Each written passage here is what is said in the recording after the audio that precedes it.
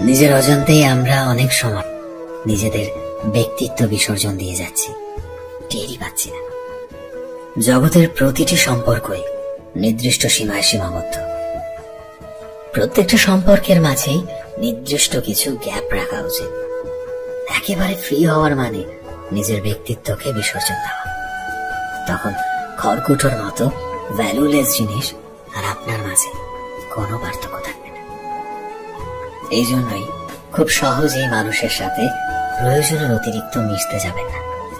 যার যতটুকু পাবার তাকে ঠিক ততটুকুই দিন।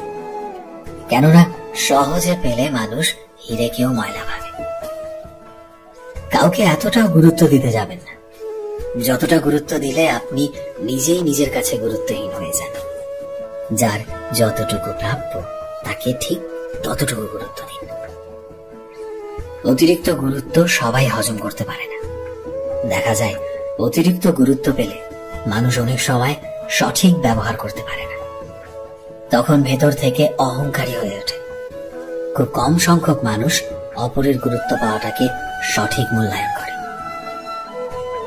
যে আপনাকে যতটুকু গুরুত্ব দেয় তাকেও আপনি ঠিক ততটুকুই গুরুত্ব দিন।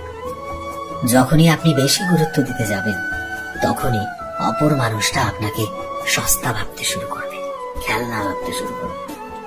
কারণ অতিরিক্ত গুরুত্ব দেওয়ায় আপনি মানুষটার কাছে নিজের দামটা অনেকটাই কমিয়ে দিয়েছেন।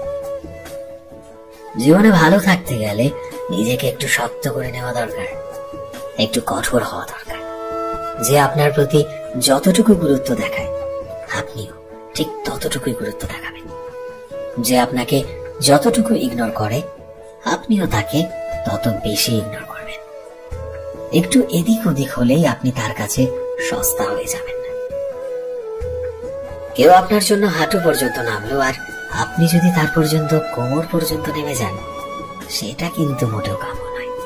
তাহলে মানুষ আপনাকে সহজলভ্য মনে করবে। যেখানে যতটুকু দেওয়া উচিত সেখানে ঠিক ততটুকু দিন। অতিরিক্ত কিছু পেয়ে গেলে মানুষ আর মূল্য দিতে চায় না। যে মানুষটার কাছে আপনি মূল্যবান তাকে গুরুত্ব দিন। অযথা যার কাছে আপনার কোনো দাম নেই কিংবা আপনি থাকুন বা না থাকুন তার কিচ্ছু আসে যায় না, এমন মানুষের থেকে প্লিজ এড়িয়ে চলুন। কারণ নিজের মূল্যটা ধরে রাখতে হলে কখনো কাউকে প্রয়োজনের থেকে অতিরিক্ত মূল্য দিতে নেই। মানুষের অতিরিক্ত কষ্ট পাওয়ার কারণ কি জানেন? এই যে অপর মানুষকে অতিরিক্ত গুরুত্ব দেওয়া। কারণ সবাই অতিরিক্ত গুরুত্বটা না গ্রহণ করতে পারে না। আজ আপনার দেওয়া অতিরিক্ত গুরুত্বই আপনার কাছে অতিরিক্ত অবহেলা হয়ে ফেরত আসবে, যদি না আপনি নিজের গুরুত্বটা ধরে রাখতে পারেন।